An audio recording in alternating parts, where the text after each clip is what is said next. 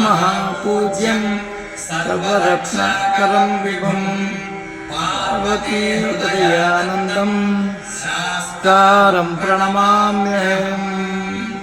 ओम श्री स्वामिये शरणमय्यप्प।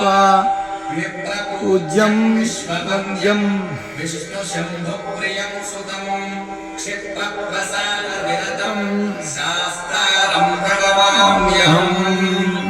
ओम श्री स्वामिये शरणमय्यप्प।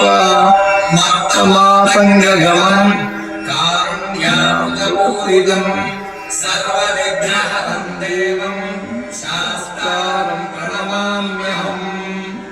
ओम श्री स्वामिये शरणमय्यप्प।